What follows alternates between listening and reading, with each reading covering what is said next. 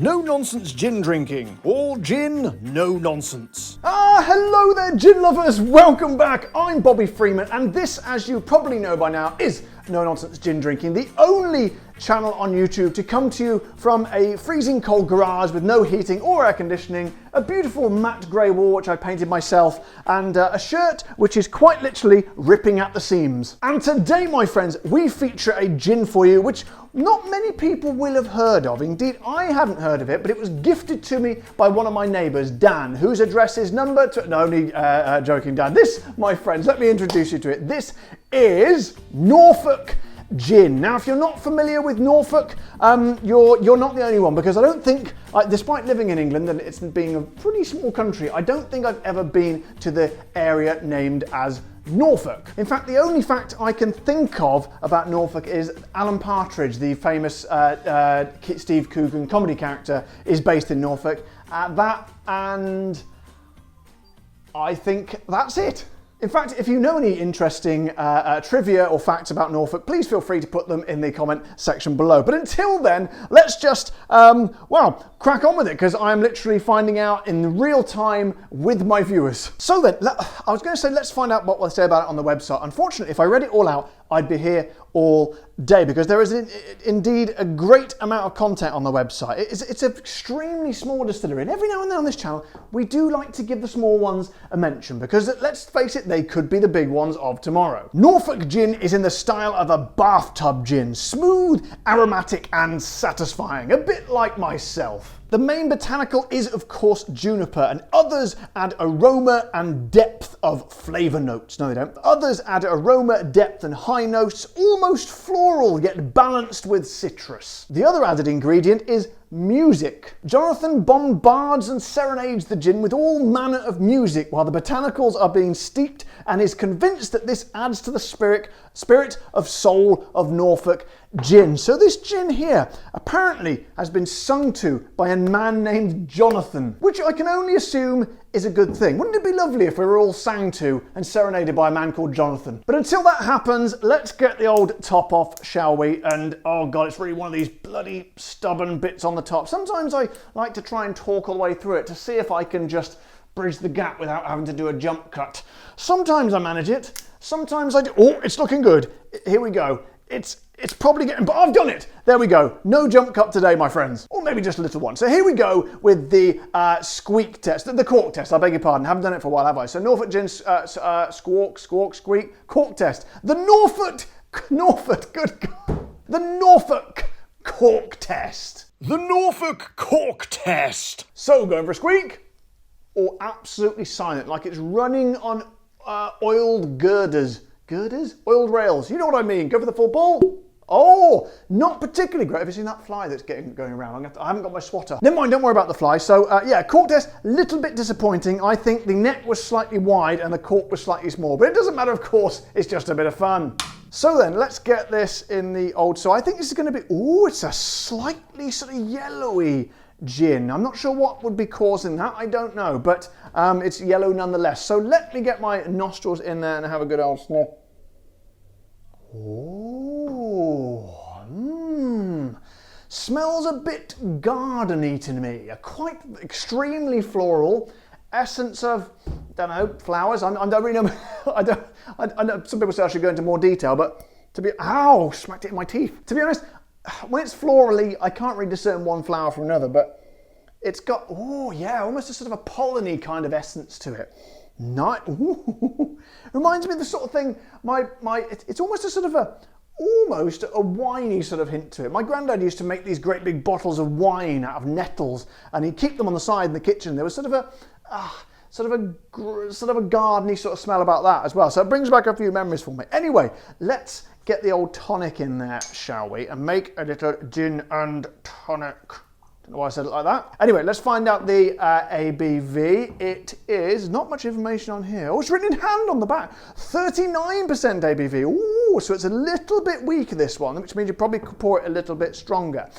Anyway, let's get on and try the devil, shall we? So thank you once again to all my patrons and my members who literally pay for the gin on this show. And I say to you all, well, this is everybody now. I say to everybody, this is Norfolk Gin cheers.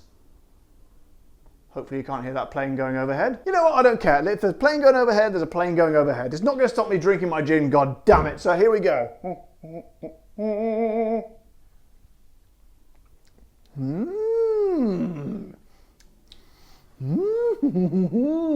So it's one of those ones that gives exactly in the taste that it gives in the aroma, which, you know what, I like. I don't like surprises. I like to know what's going on. I don't like to be caught off guard. That's not true. Sometimes I do like it, but in this case today, I don't. It puts an image. If you want to if I could sort of put the taste into an image, imagine like a wildflower meadow. Okay, you got all those kind of, again, I don't know anything about flowers, so it's not the best analogy to use, but those kind of big daisies, and then you got purple ones and pink ones, and it's just a summer's day, and they're all just swaying, sort of surreptitiously? No. Methodically? Methodically? What sways methodically? Alluringly. Swaying alluringly, and just sort of beautifully like this in the middle. That's the kind of, if the taste could be an image, it will be that. It's kind of a sort of a grassiness, a sort of a natural, very sort of natural kind of grassy, almost kind of pollen-y. I imagine if you had hay fever, you would be sneezing uncontrollably by now. Or maybe not. As you say, as I say, I'm not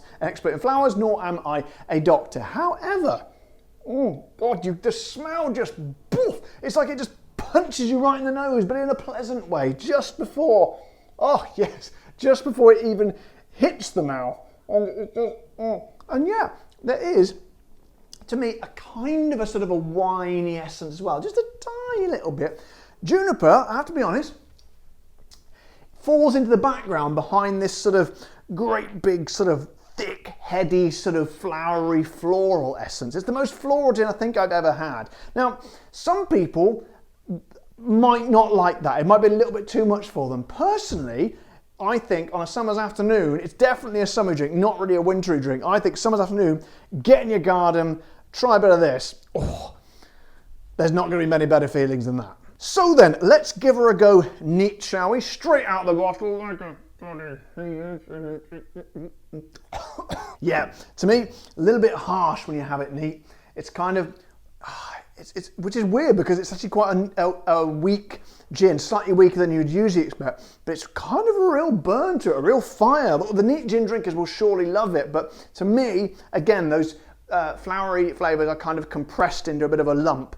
I think they're released much, much more effectively in the old tonic. So then we get on to the thorny issue of price. Again, we've got a very loud vehicle outside. I don't know if you can hear that. Possibly not, because when luckily I've got quite a good microphone which seems to drown out the background noise. Whenever I say that, no one can hear anything. I look like a bloody idiot. But of course it wouldn't be the first time. Anyway, I digress. Let's talk about the price here. Now, as I say, this is a very, very small distillery. This is people, a husband and wife, making it in a shed in their back garden. Well, I assume it's a shed, I don't know. Some sort of area, contraption, shelter, some form of rudimentary building in the back garden, I imagine. So as you'd expect, this is going to be a little bit more, okay. It is going to cost you, here in the UK, which is definitely only available in the UK, £44.99, which, as we know, is a very expensive gin. However, I don't like it being that expensive. Actually, I don't like paying that much for gin. However,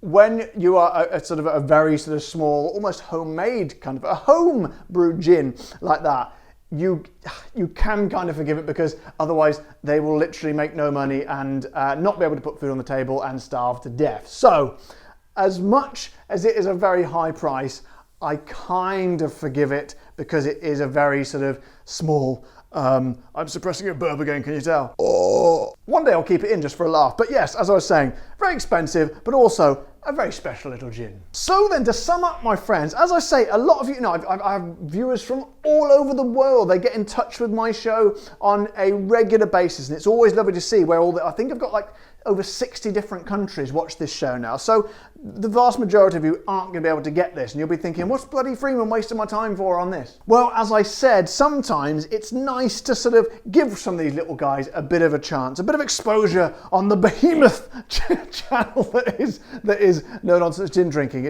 Well, behemoth might be a little bit strong, but certainly I think among gin channels, it's kind of the most watched. I don't know, it's very magnanimous of me, isn't it? But as I say, it's nice to give them a go. go. And I would say if you are in the UK, a lot of people in the UK do watch this show. In fact, I met one of my viewers the other day in Lewisham. It was very, very nice, and I posed for a photo and I felt extremely famous and important. And like I say, if you are in this country or you visit this country, because I think things are starting to get back to normal travel-wise now, you could do a lot worse than trying the old Norfolk Gin in the beautiful pot bottle. So guys, I hope you've enjoyed that video today, been introduced to one of the genesis of what could be one of the mainstream gyms one day, we don't know. If you've enjoyed the show in general, but particularly this episode of the show, don't forget to subscribe to my channel if you haven't already, and press that little bell icon so you get notified when the new videos come out, and of course press the like button on this video, and indeed if you want to support the show, please head over to my Patreon page, or indeed click the